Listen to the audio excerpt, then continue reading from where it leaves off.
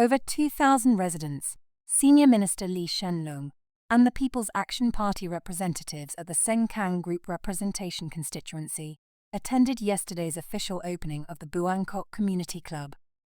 However, the event was marked by the conspicuous absence of the ward's elected members of parliament from Workers' Party members of parliament, raising questions about the representation and inclusivity of opposition members of parliament in community events. The Buangkok Community Club, an integrated project next to Buangkok MRT station, was initially part of Pasir Ris Punggol Group Representation Constituency under the People's Action Party, before becoming part of Sengkang Group Representation Constituency during the 2020 general election. Despite the political shift, the community club's construction continued. Senior Minister Lee emphasized this as the government's commitment to improving lives across all wards in his speech, stating, "The objective is to make sure that the people of Singapore are well served and that residents in every ward feel a sense of belonging and kinship to the wider community around them." Notably absent from Senior Minister Lee's speech to introduce the People's Action Party's Sengkang team, which would be contesting in the ward for the upcoming general election, was Marcus Loh, the newly appointed People's Action Party branch chair for Sengkang East Division, despite being present at the ceremony. However, the absence of Workers' Party members of Parliament, Ms. Hee Tingru, Associate Professor Jamuz Lim, and Mr. Louis Chua, who were elected to represent Sengkang Group Representation Constituency, underscores a broader issue concerning the People's Association's relationship with opposition members of Parliament.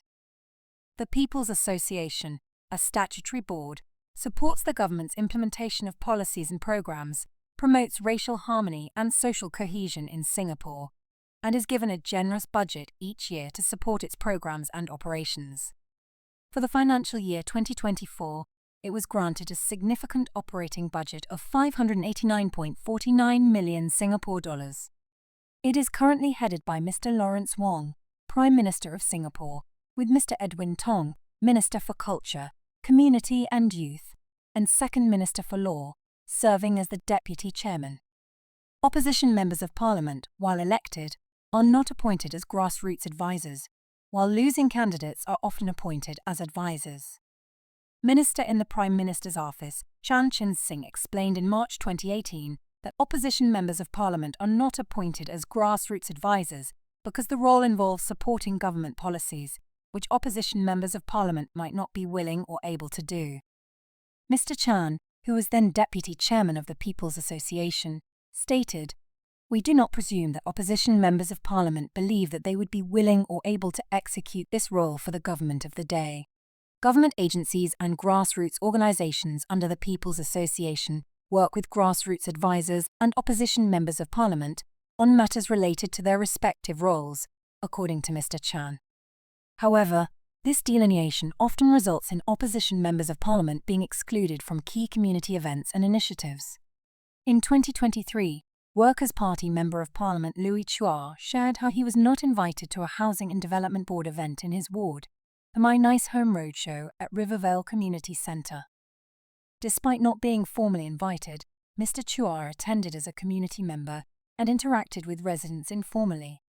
His absence from the official invitees list contrasted with the presence of People's Action Party figures such as Dr. Lam Pin Min, a former People's Action Party Member of Parliament who lost to the Workers' Party team in the 2020 general election but continues to serve as a grassroots advisor for Sengkang West and actively participating in People's Association events with other People's Action Party representatives, including the opening ceremony on Sunday.